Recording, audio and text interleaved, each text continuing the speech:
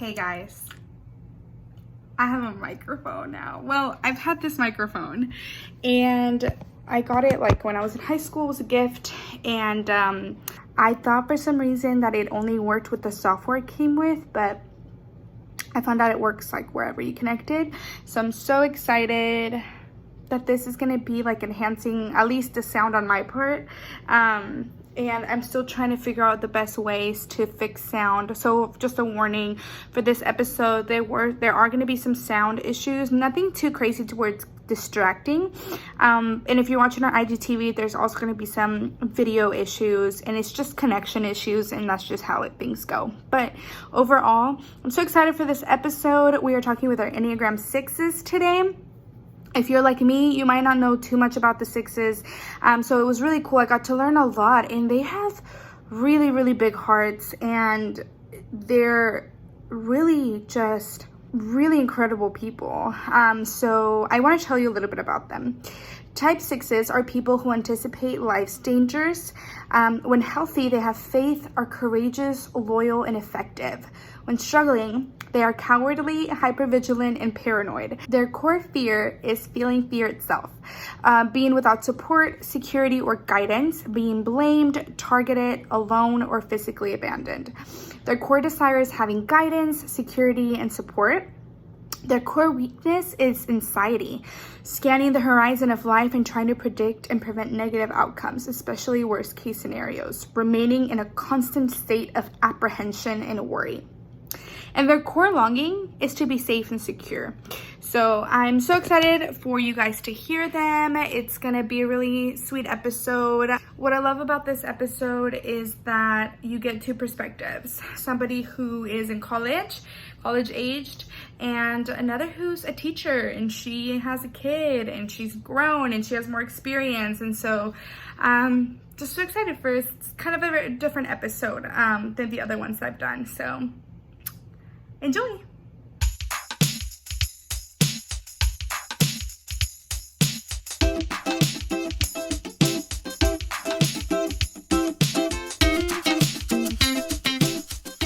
Okay, well, thank you guys so much for doing this.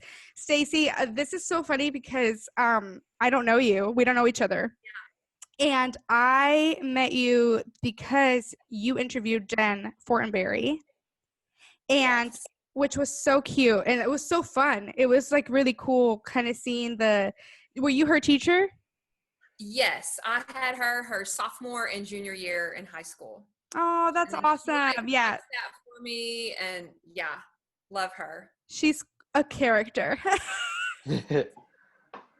I love her so much. I've seen her like grow up, like just in like college, just kind of like mature through college, and it's just been so cool to kind of see that. I saw her, or I saw you interview her, Mhm. and I thought that you were really cool. I loved the way that you kind of like carried yourself through the conversation, and I just thought you were so cool. So I followed your page, and I love the interviews that you do, and I love the questions that you ask. So I'm so Thank you. excited to like does it feel weird being on the other side of it? It does.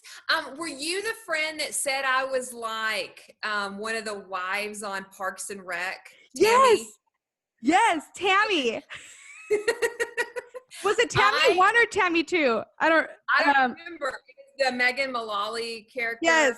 I don't watch Parks and Rec. And so I just watched a YouTube clip, and I was like, oh, is that a compliment?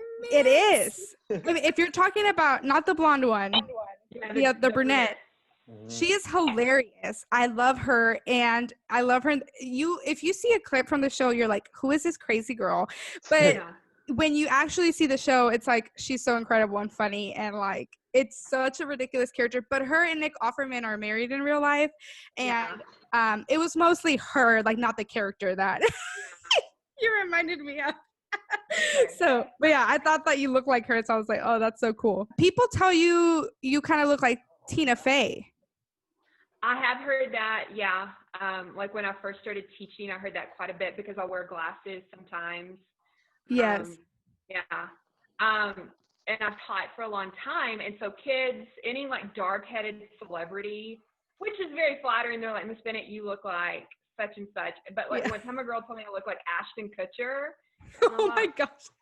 He's hot, thanks. So. That's hilarious.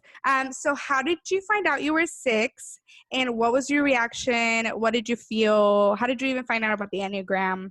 My older brother is a United Methodist pastor, and last spring break, we were all eating as a family, and he started talking about the Enneagram, and he had kind of typed some people in our family, which you're not supposed to do. And like, he's a 9, my dad's a 5, my mom's a 4. And then he tried to type me. He's like, I think that you're an 8 because I guess I'm kind of bossy in his eyes. He's like, well, maybe you're kind of a 4 because I am pretty moody. And so I took the test, and the first time I took it, I was a 1. I'm like, I'm not a perfectionist. I mean, I am pretty critical of myself and of certain things, but that's not me. And so I took the test like 6 times, and each time I got like a different answer, which I think speaks volumes of a 6. And so finally I got a book and I read it, and I was like, yeah, I am a 6. And so I think that surprises people. But what I've noticed is like, nobody ever types someone as a 6. They always assume there's something else. And so when you find out someone is a 6, you're like incredibly surprised. Yeah, no, that's so funny. And yes, I have heard that people shouldn't like type other people. I still kind of do that. Yeah, I do too. I'm kind of a rebel. I'm like, you're definitely a 5. Yeah, I'm like, you're definitely an 8. Yes. And I have an 8 friend who's like, you're not supposed, she's very protective. She's like, you're not supposed to type people. Like, you're not supposed to diagnose them. Stop doing that. I'm like, sorry, I just can't. I like the guessing part of it. I guess. Jordan, what about you? Honestly, it was like, if you ask like my little friend group, we don't really know who's the one who originally brought it up. We all say like, I think I'm the one who brought it up to everyone, but then they all think they brought it up to each other. But yeah, I just remember taking, because I thought it was just another personality test, and I took it, and I was like, I got a 6, and I was like, everyone was like, wow, that makes sense. Like, you're definitely loyal. You're like loyal to a fault, and that's like a 6. Like it's called the loyalist, whatever. And they're like, no matter, like, you're gonna stick by who you want. I was like, it makes sense. And like as I like read more about it, I was like, oh wow, like this is like spot on. So I was kind of like, at first I was excited because I was like, oh yeah, I'm the loyalist. Like I pride myself in that kind of thing. So I was pretty excited. I thought it was pretty cool. Yeah, that is so interesting. And honestly, I don't even know if I would have pegged you as a 6. Mm-hmm. I felt like I maybe a 7, but then also, do you have a wing 7? Oh, yeah. You have a wing 7. Yes. Yeah. Okay. Cause you're like, let's go. Yeah, exactly. So when I took my test, you know how like it tells you like, well, like you're 6, and then like it tells you like the other ones that you're like closest to.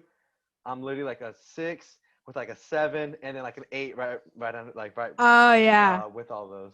Yeah, like, yeah. Okay. That makes a lot of sense. Yeah. So once you've kind of like studied your number and like kind of got to know yourself in a way, like what do you think, like after kind of seeing everything, what do you think is your favorite part about being a 6? I think my favorite part of being a 6 is that I'm always prepared.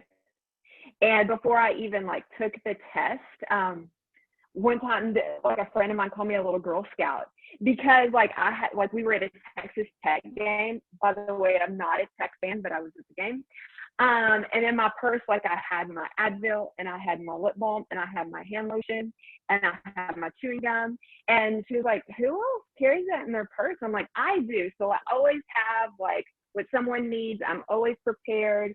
I'm a school teacher and like I already have my COVID kit like ready to go in case we get COVID. I have my preventatives. And so I think like I'm always prepared and people can always depend on me. If I say I'm going to do something, then I'm going to do something. And I'm not going to waver. So yeah. How was that like when you found out, how was that for you when you found out about COVID? Like, were you like, yes, I prepared for this. Like, this is what like my whole life was about. Or were you like, no, it's happening. Like, what do I do? Like back in March. Yeah. Or when everything was first kind of coming out. Well, and I watched the news every day. And at that point, it didn't sound like it was that big of a deal. And then at the beginning of March, my grandfather passed away and I was very scared.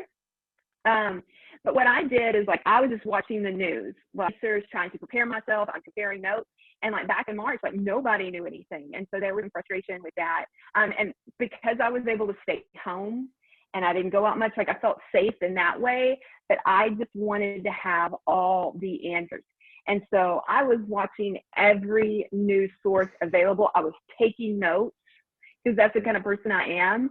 And so that was it. And like when we found out that we had to go back to school, that's when I was preparing. I haven't hit worry yet. That may be different when I'm actually back on campus. But for right now, I'm feeling peaceful.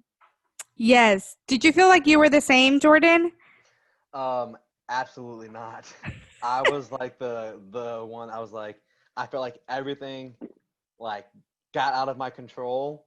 So I was like, during like stay at home order and like when all of this was happening, like I was like, because I started off like after spring break, like in middle of March when it happened, my roommate that I was staying with got really sick with, they still don't know what it was, but he had to go get tested for the coronavirus. And then his results didn't come back for 14 days. So we were like quarantined at the very beginning for 2 weeks. And within those 2 weeks, like I just felt like everything was falling apart. Like I couldn't control anything. And just like, I lost like all my stability and everything. And then like they had like rules with like, you can't be with more than like 10 people. You can't be going to other people's houses. So like everything that I find like security in was just being taken away from me. And I was like, oh my, like I was not okay during like all of it. I did not like it. Oh.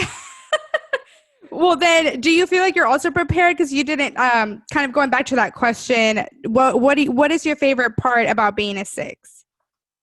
I like that, like being able to be like that person, like I have my group of people, and like I feel like I'm very like tight knit with those group of people, and like they're gonna be my ride or die. Like I love, like I am like just so attached to them. Like those are my people, and I would do anything for them, whatever. I just love like that aspect of it. Yeah, and they are such loyal. You guys are such loyal people. Like I have a friend who's a 6, and I can tell. I think it's so easy. Like when you meet somebody, you can tell if they're genuine or not, and like just by the way that they talk to you.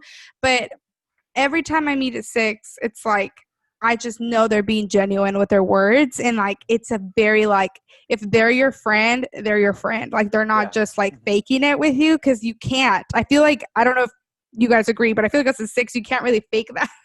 Yeah, exactly. Even if like you want to, like I know like from like the past, like during different like things, like me and one of my friends, like I've had to tell them sometimes, like honestly, I don't want to lie to you. I don't know if I can trust you right now, but like I had to tell you that just because like I don't want to like fake it around you and stuff like that. Dang, that is that's awesome.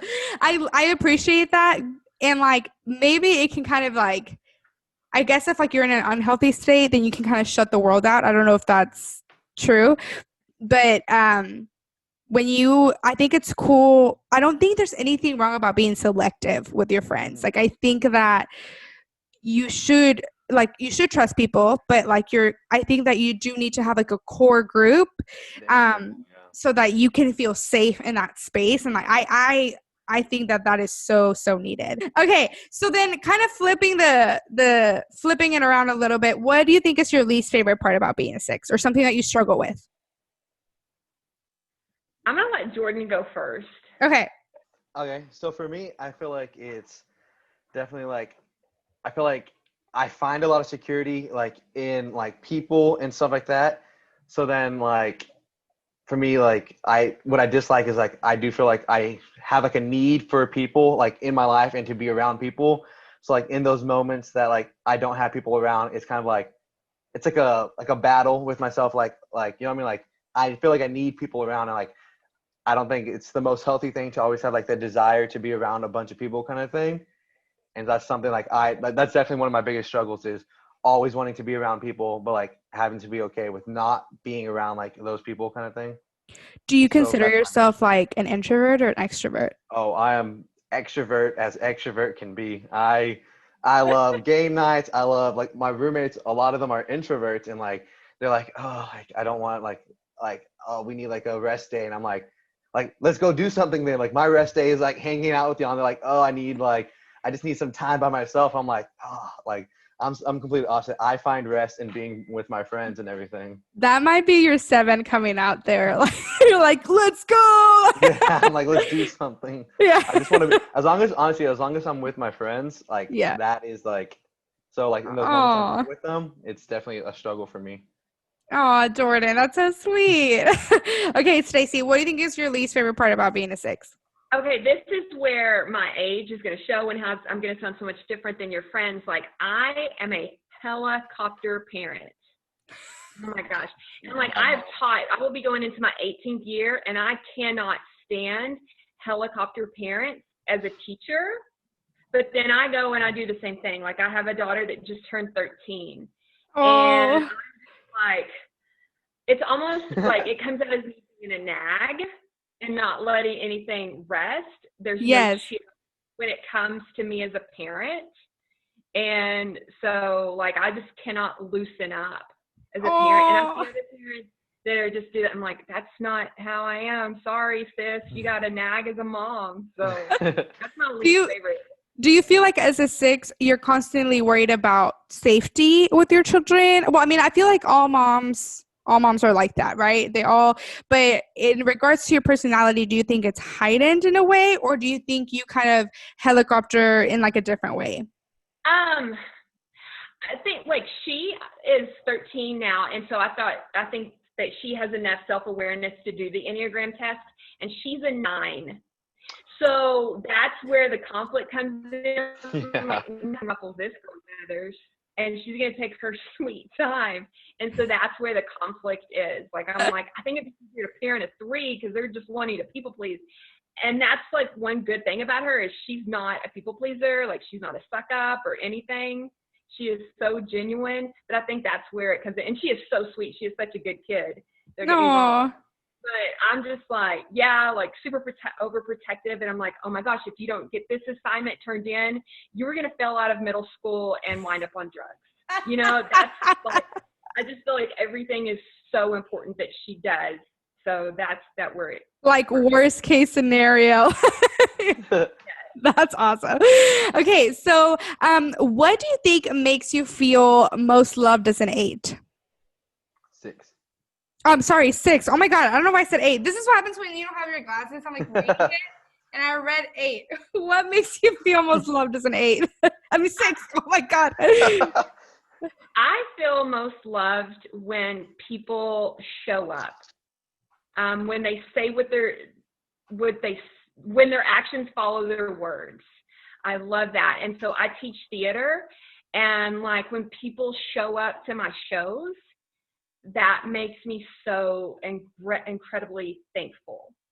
Yeah. Like if I'm having a party or something like that and people show up and they don't make excuses, that makes me feel so loved. That is so sweet. So I got a divorce like 10 years ago. Yeah, I got a divorce 10 years ago, but like over 3 years ago, I met someone and his name is Todd, and he's also a 9. But like he like does what he says he's gonna do, and I'm like, what kind of mind game is this? When you're just like honest with your actions, like this is weird. No, and so he showed me over and over again like honesty and intentions and behavior, and that is my favorite thing. Yes, that is so, I feel like such a staple for a 6. Just showing up and like doing what you said you were gonna do. Yeah, Jordan? Yeah, I feel like mine's very similar. I really feel like loved whenever like my friends or like people close to my life like are there and like are intentional with me in those times and like just kind of like reassuring me that like I'm a big deal to them kind of thing. So like I can feel like that assurance that like they're my support system. They're my, you know what I mean? Like, yeah, the same thing. I want to feel like that they're present, they're there, and they're there for me kind of thing. yes. Kind of like okay, so this isn't in the questions, but whenever somebody doesn't show up or whenever somebody doesn't, like, what is the degree to where you're like, okay, you're going to lose your trust with me? Like, is it quickly or is it like, okay, I'm going to give you 3 strikes and they're like, the 3rd time? For me, it's like depending on who it is. Cause like some people have like a more close space in my life kind of thing. So like, if it's someone like that who like if they like kind of cancel on me or kind of bail out or I just feel like they're not there, it's kind of like it hurts more kind of thing. So it's like, but I don't think I'll ever cut them out, but it's more like I'll start to lose like that trust that like I've given you kind of thing. Yeah. But it's not quick at least for me. It's not quick. It's more of like that stings, but I'm also gonna like I put up with it kind of thing. If that makes sense. Oh, do you feel like you're similar, Stacey, or do you feel like it's different? Well, I do something really healthy and mature, and I pout. Like, people Me don't need too. to do that, but I will. And like, I won't speak to people like if they broke a promise, or if I need to them very like short, because they lost my trust and they didn't give me the gift of their presence. And so, Yeah, I'm also, that's a good way. But I will like shun them. They're not gonna like be out of my life, but they will get the silent treatment and like, it's okay, don't worry about it. And then I won't talk to them. And just be super petty about it. Yes, I will be very, like, I'll ask someone else, like, hey, you want to go do something and not invite them or something. That's crazy. Okay. It's my defense mechanism. Yes. And I guess this is kind of leads into them. It might be the same thing for you, but it might not be. But if you can think of anything else too, like you totally can say it. But what makes you feel not appreciated? And we kind of talked about it a little bit, but what makes you feel not appreciated as a 6? when people don't say thank you, like I need an audible thank you, because that's just like a big deal. So like when I do my IGTV interviews, as soon as they're over, I write a thank you note and I put it in the mail because, because I just want people to know how much I appreciate them. Yeah. And so like in my classroom, if I bought the class cupcakes or whatever, or giving them stickers, you know, and I think this is because I'm also their teacher. I'm like, what do you need to say? Because they need to learn how to say thank you. Yeah. Do you think that that's more of like a words of affirmation thing for you, or is it just like, no, it's just common sense, like this is just what you need to do? People need to understand, I see the effort that you put into something, or the money you spent, or the time, and I am going to say thank you. Those 2 words are so powerful, and they're not used very often. Yeah. Wow, that's a really good point. Like people are entitled. They feel like she should have done that for me anyway. So. Yeah. Okay. Wow. Yeah, that's good. Jordan? Yeah, I feel like I'm kind of similar. Like if I like go out of my way to do stuff for people, or like I just try to be very like just present and like make sure like everyone's doing okay and just stuff like that. And like if like I don't get like a oh like hey thanks for doing that, or like a you know like a reassurance like hey like we appreciate you kind of thing, I do feel like I'm being like used, not used, but like my mind I'm like, oh okay, they don't really appreciate, they don't care for me kind of thing. So wow. I like to like the reassurance like oh we really like acknowledge that you do that kind of thing. Yeah. Is it like when you decide to do something for somebody and you're like, okay, I'm going to go out of my way for this person, is that something that you do very often? Or is that something that you're like, it doesn't come natural to me, but I'm going to choose this today? And does that have anything to do with the reciprocation that you kind of like get from people? I don't know if that makes sense. Yeah, no, definitely. Like I'm not the most like servant hearted. Like I'm not always like, oh, do you need this? But like when it comes to like my friend's birthday or something like that, like I'm going to make a big deal about your birthday kind of thing. And like, if I feel like you didn't enjoy yourself or like something like that, or you didn't tell me like, hey, thank you, like I really appreciate whatever, then instantly I'm like, oh, like, you know, like, oh dang, they don't. Yeah, really because it took so much effort for you to like kind of go the extra mile. Yes.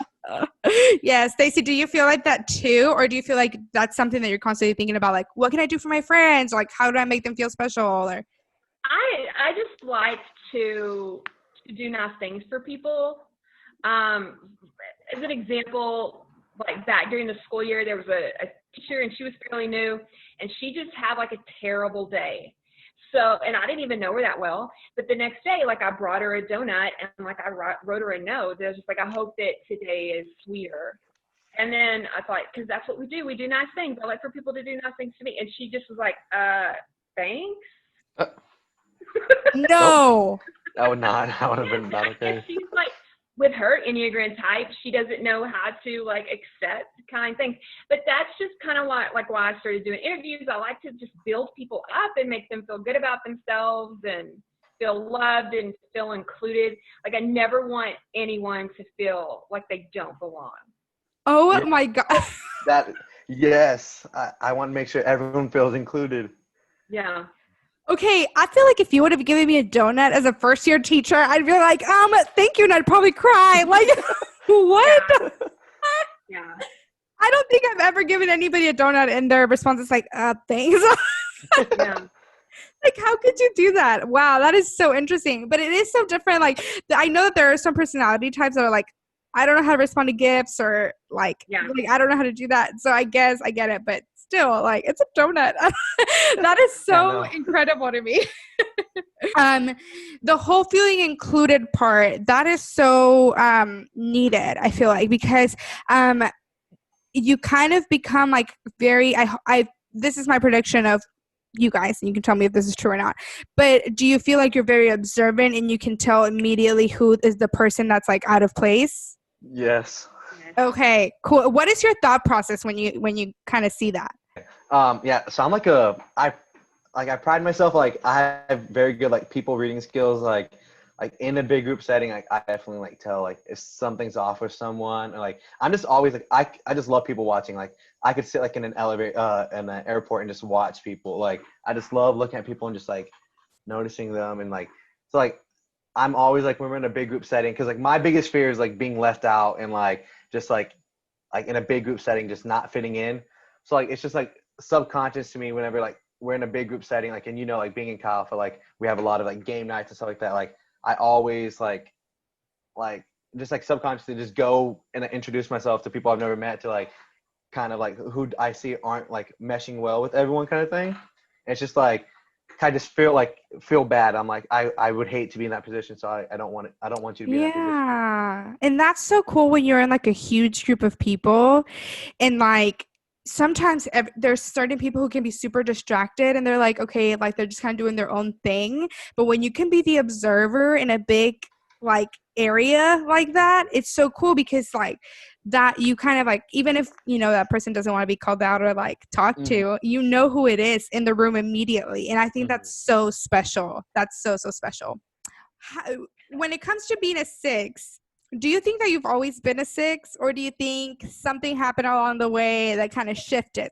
I think I've always been a 6. My 7 wing is really, really strong because I'm pretty extroverted, and I was the class clown, but I never ever like broke any of the rules.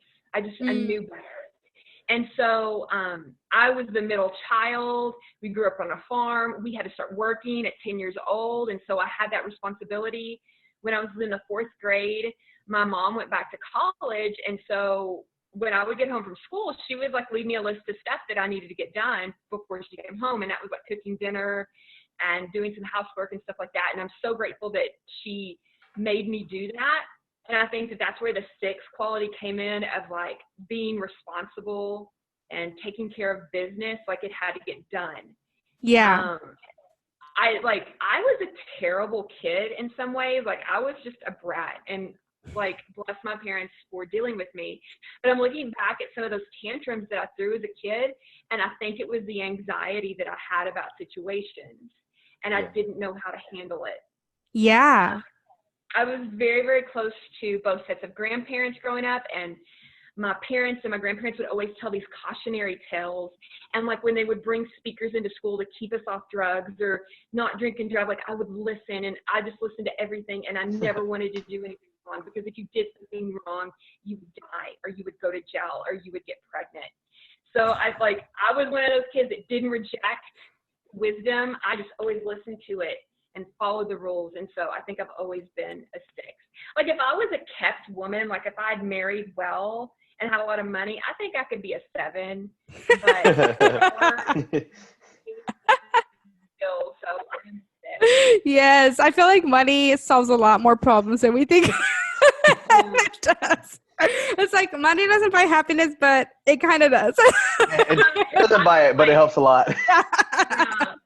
I I would be like the Real Housewives, 7, like, no. Yeah, sweet tea on the porch. Jordan, what about you? Yeah, I honestly think I might have been like a 3 back like in high school. 'Cause I never was like all like I never was super close with a bunch of people where like I was like as I am now where I have like this like desire to want to be with all my friends and just like I feel like I need them in my life kind of thing. In high school, I feel like I was very much like looking for like people's approval, so I was like very like performance based, like doing things to try to like get people to Oh, wow. look at me, to be able to see me kind of thing. And then as I came here, I feel like I've grown a lot since like who I was my freshman year compared to I am now. I feel like I have developed into this. I can And I've attest to definitely, that. yeah, I've definitely gone through my unhealthy levels of 6 and everything, and having to like work through that, and like still trying to work through that like now, and like my dependency on other people and kind of stuff like that. You know what I mean? But I definitely Yeah. do think I was not always a 6. Mm. I want to go back to the anxiety part because so I got this idea to do this series from Annie F. Downs, who does a Enneagram series. I don't know if you've heard of Annie F. Downs. She has a podcast called That Sounds Fun. Stacey, I think you would love her. I'm gonna send it to you. I'm gonna send you a link because I think you would love her, and I would love for you to check out her Enneagram series. But she says that just because you're a different number doesn't like different numbers can have same behaviors but different motivations behind it. So I actually have a lot of anxiety too. I've struggled with anxiety my whole life. And but the motivation I can see, like, so for you from what I was gathering, Stacey, it's not knowing how to handle like situations, like not knowing like how to take a grasp on it. And that, how do you think that that's developed throughout your years? Like, do you feel like I'm like asking you guys questions that are not even on this, but it's so interesting to hear because I think the 6 is one of the numbers that I know least about. So I'm like super curious about it. But how do you think that that's developed throughout the years? Do you think you've grown into like a healthier place, or do you still like do you still have that inner like, oh my gosh, like this is a situation I don't know how to handle? Do you think that's the root of a lot of your anxiety? My anxiety comes from me not having control over a situation or an outcome. So much so that they're like, if somebody recommends a movie and it's scary, I'm not going to watch it because I don't want to be scared. But like if somebody recommends a movie and we're watching, I want to know the ending. Don't surprise me. Go ahead and tell me the ending. Like I'm that kind of person. I just want to know what's going to happen. And I'm always like the worst case scenario. Like, oh my gosh, this on my arm, I think it's melanoma. I'm going to die. And part of mine is like, I'm my kid's only parent. I got to take care of myself. I can't leave her as an orphan, you know, when I feel out of control. Yeah. The Enneagram, I was better able to handle my worry and my anxiety because I found out that it's normal what's happening to me. And then I found out that other people deal with it and it's much worse for them. So once I learned that I was not the only one, it got a lot better. Yeah. And because that's the core weakness of the Enneagram 6. Jordan, do you feel like you experience a lot of that too? And do you think it's like the same because of the same thing, like lack of control? Yeah, so actually during like that time when I was like in quarantine, so like I never like struggled with like bad anxiety like growing up and like just even like being in college. And then during that time when I was quarantined, just out of nowhere it hit me like. And then since then, I've been like battling it, like pretty, like it's been pretty like intense, like a pretty like hard kind of thing. So, but like, yeah, I think a lot of it comes from the lack of like control that I had during all this time. That like when I found out one of my roommates a while back had to get tested or got tested and tested positive for it, like I instantly went back into like panic mode of like, okay, I have to quarantine again. Like I like okay, what if everything, and like you hear all these results, like everything like getting like worse and worse, and you're just like, oh, are we gonna go back to like the beginning kind of thing? So like, and then very much like I'm like Stacey in the fact that like if I like one morning if I wake up and like I feel like my chest is a little tight, I'm like, oh gosh, am I getting sick? Or like I'll take any little sign and go like run with it. I'm like, I'm worst case scenario. Also, I'm Yes. I'm like, oh my gosh, what if this, like, I'm taking some vitamin. I'm like, what if I get sick? What if I'm the one that dies? Like, but I'm healthy. So I'm like, probably not. But like my mind just goes worst case scenario. And I read into everything way too much. Yes. Oh man. When I start a new TV show, I'll like, if there's already multiple seasons out, I'll start looking up like if that character makes it to like the next seasons and stuff like that. No way. You do But, that? yes, but then I get mad whenever other people do that to shows I recommended. Do you do that too, Stacey? I do. And this is where anxiety comes in for me, and people are like, "Ah, you're terrible." But gifts, like when people give me gifts, it makes me nervous before I open it. I'm like, am I going to like this? Oh my gosh, did they spend too much money on me? Is this ugly? Am I going to have to? And I'll start worrying about a gift. Do you hate Because I do not have surprises? control over it. If it's a good surprise, then no. Okay. Because I hear some sixes don't like surprises. Hate them. Yeah. Jordan, you hate them? Yes, whenever my friends, I like they're planning like a surprise birthday party, something like that, I will do everything I can to try to like get one person away to tell me what's happening. I'll eavesdrop on conversations. I'll try to piece things together. I'll like convince, if this is bad, I'll convince some people that like, oh, I already know what I'm getting or I already know what we're doing. And so like try to like talk to them about it so they can give me some information about it. But it's so funny because I feel like you're always the life of the party. So I feel like if it was the other way around, you wouldn't want somebody else to know. Oh, absolutely not. Like I'm planning one of my roommate's birthday for this weekend and like, I'm like, no, you can't know anything. It's a surprise. It's going to be awesome kind of thing. That's awesome. That is so funny. All right. So we only have a few more questions left. What do you want people to know? Maybe something that we haven't covered yet. What is something that you would want people to know about being a 6? For me, I think a lot of people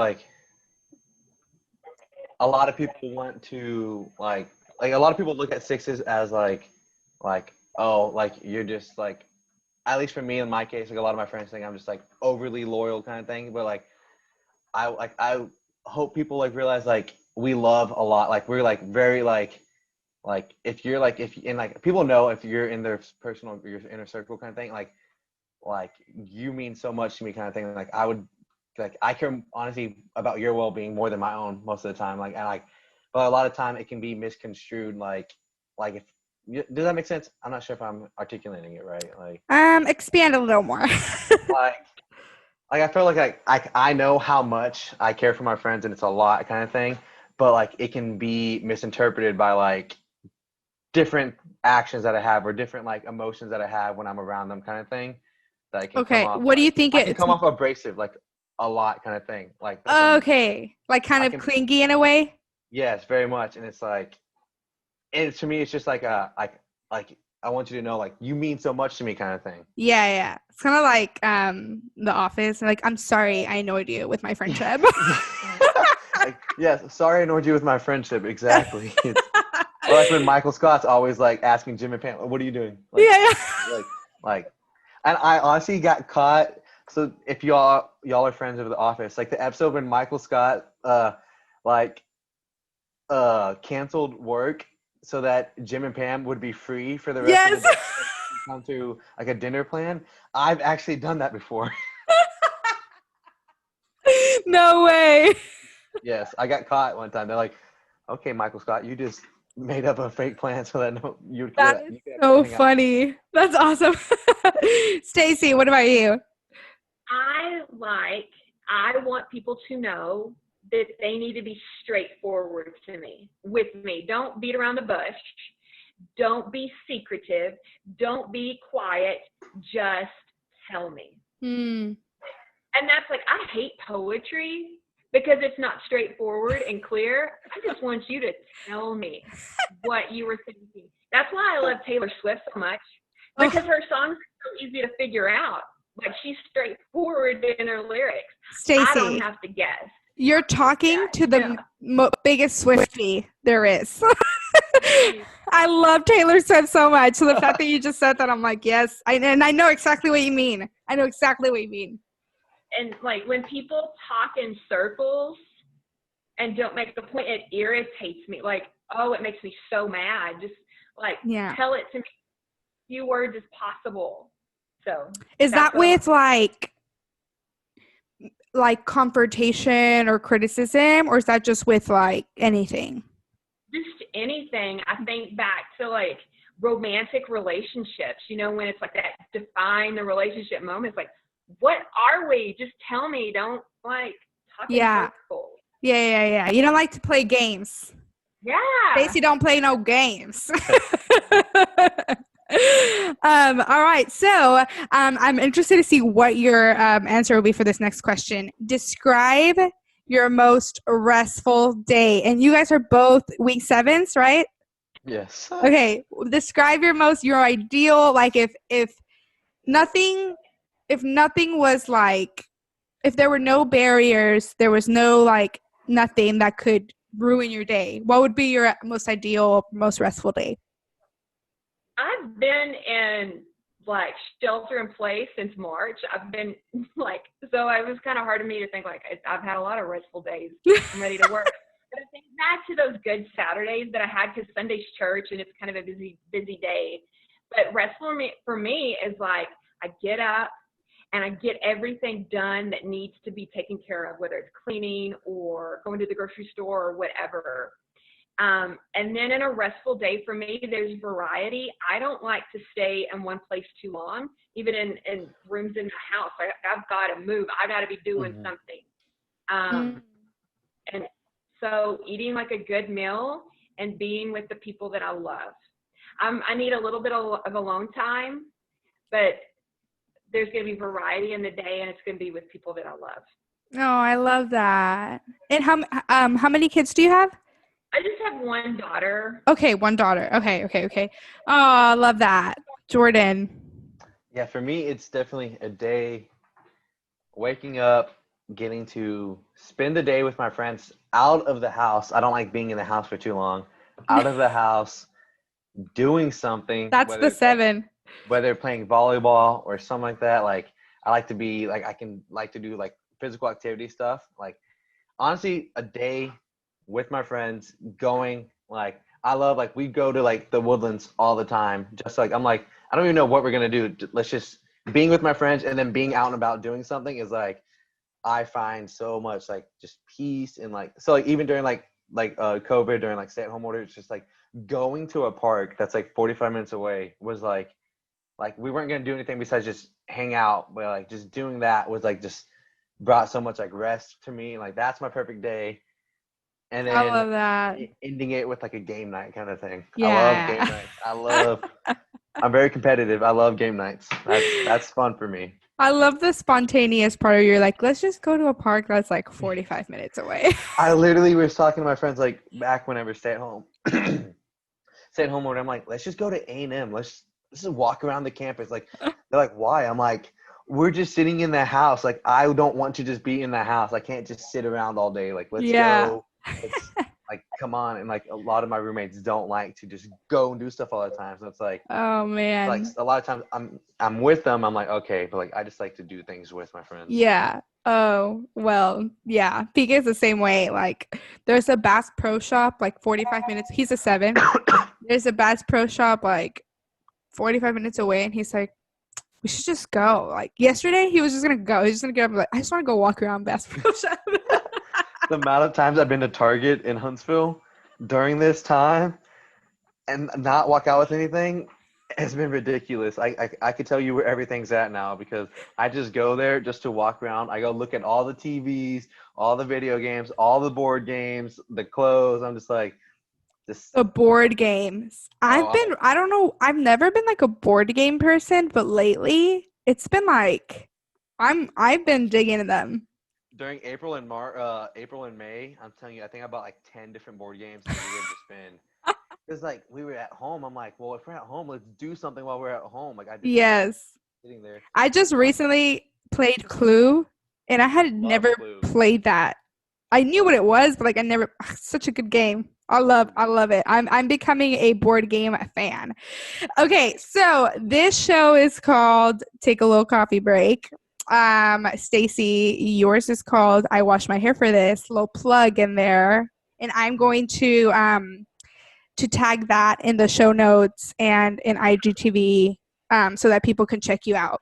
But if you guys don't know, Stacey has her own little talk show called I Wash My Hair for This, and she is an incredible host, and you're super intentional with your questions, and I just love it. I love so you guys just check it out, and I'll tag it. If you're hearing this on podcast, it'll be in the show notes.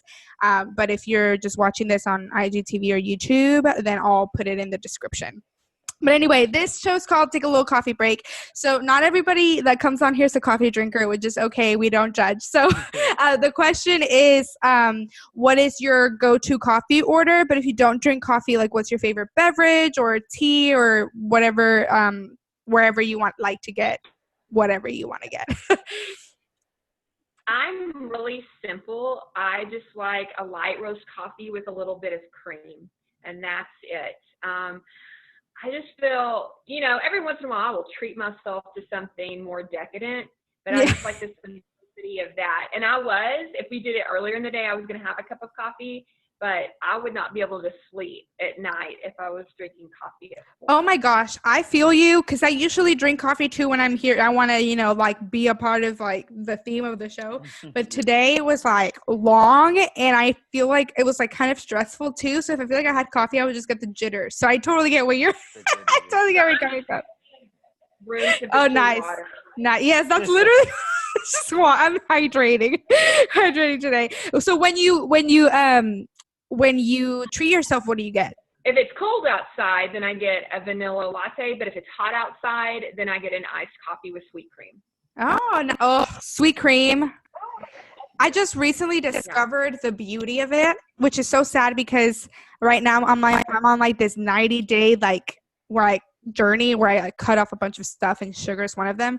But it's like it came at the worst time because I just discovered the sweet cream cold brew from Starbucks, and I'm like, yes, why haven't I gotten this all of my life since it came out? Like I just was always so skeptical about it, and then I'm like, why now?